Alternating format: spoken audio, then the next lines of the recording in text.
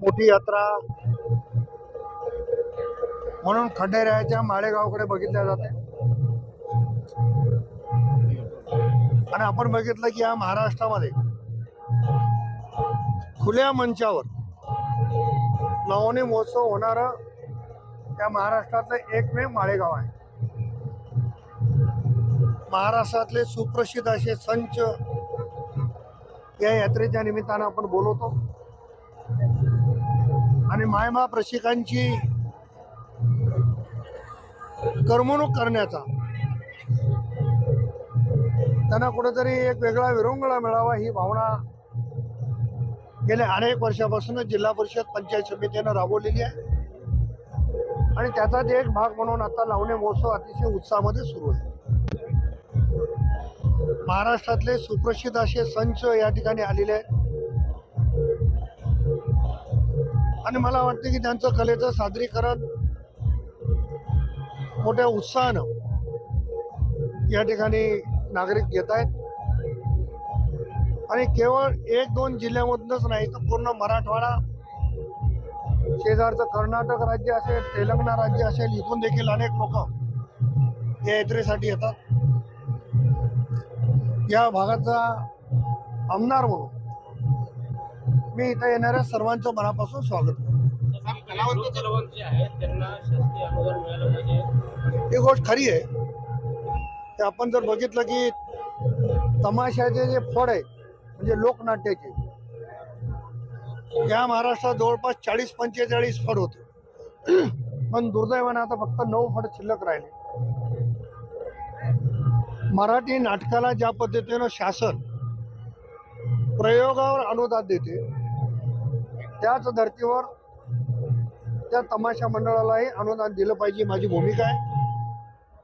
मी निश्चितपणानं राज्याचे मुख्यमंत्री आदरणीय देवेंद्र फडणवीस साहेब, राज्याचे दोन्ही उपमुख्यमंत्री महोदय यांच्याकडे मागणी करेल आणि मला खात्री आहे की कलाकाराचा सन्मान हे सरकार करेल।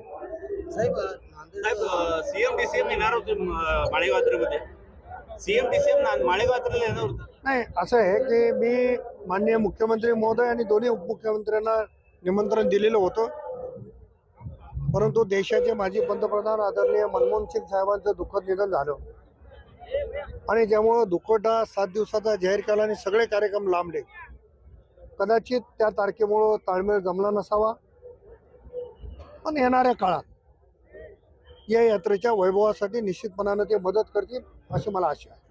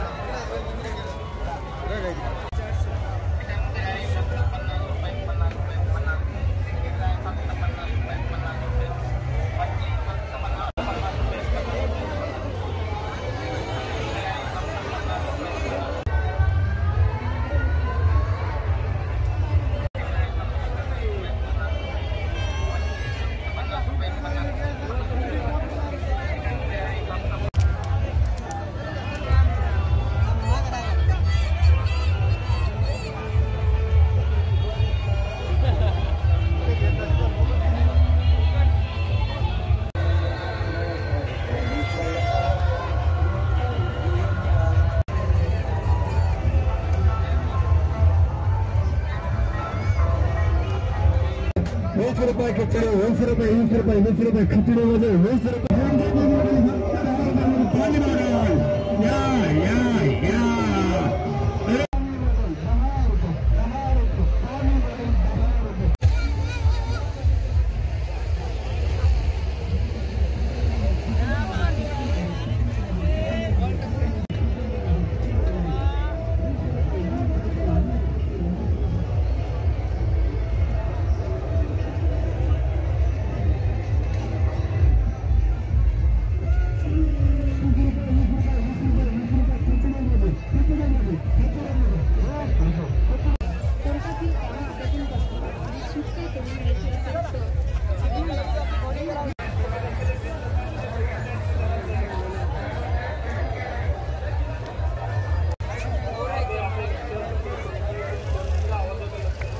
कळेल